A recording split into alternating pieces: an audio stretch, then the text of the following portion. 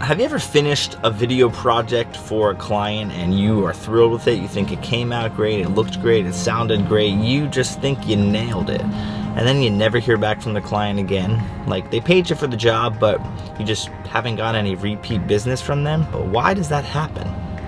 I think I know the answer, and that's what I want to talk about in today's video.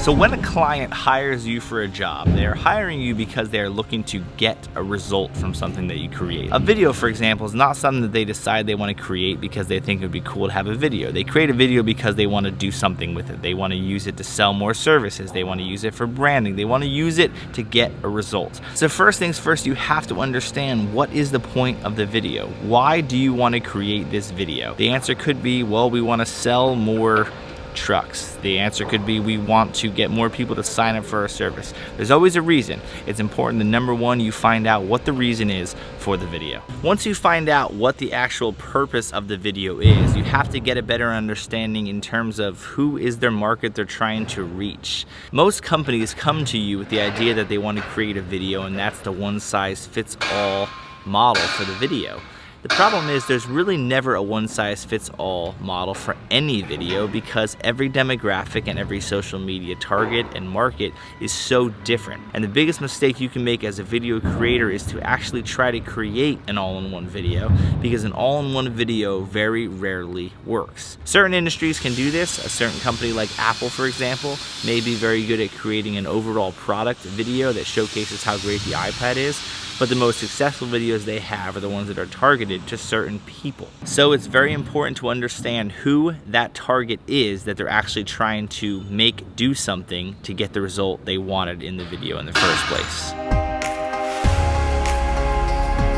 So once you've figured out what the point of the video is, and you figured out who they're trying to target, you really should have some knowledge, if they don't, of where they need to post that video to make sure that the target they're trying to reach actually gets reached. That's where I think it's really important to be someone who really is active in social media and ads and understanding where attention is for those things, because it's super important for you to make sure that they put the ad in the right place so that they get a good result from it. Because one of the biggest reasons you may not be getting a call back from one of the videos you've done is simply because they didn't get a response from it.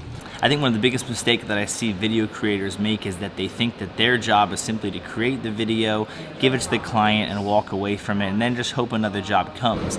But I do my very best to understand all aspects of that job, because I want it to be successful. I want the video I create to actually get them the result so that they hire me again. And if you're dealing with a client that really understands social media, understands where to put things, how to run ads, how to use LinkedIn, how to use Twitter, all those things, then that's great, and they may put things in the correct spots. But more times than not, the clients that you're working with don't understand how to do those things. They only hire you to do the video because they're assuming that just by creating a video, it'll get them the result they want. I want to make sure I understand all aspects of how to distribute it so that the video that I work so hard on actually gets them the result. Because when they get a result, then they come back to me for more. Even more than that, it gives me an additional leverage to be able to separate myself from the competition, because you can create an amazing video, and there's millions of creators that will create awesome videos for a company, but if a company doesn't feel like they got the same result from a competing company because they didn't do the work you did of understanding where to actually deliver it, it separates you.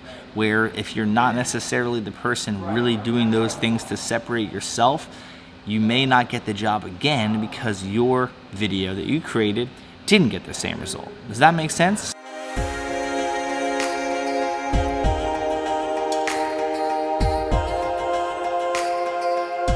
So is it your job to do all the distribution for the company? No, and realistically, a lot of times you might not even necessarily get paid to help them with that, but you have to decide if it's worth helping them with it if you feel like they don't really understand the best places to put it. Because if you want to get the repeat work, you need to make sure that it works, if that makes sense. There's lots of things that go into what it takes to be a successful video, and it's important for you, or I think it's important, which is why I do it, to know those things so I can properly educate and not just hope that they do the homework. See ya. All right, Josiah, it's been a pleasure. Odell Beckham.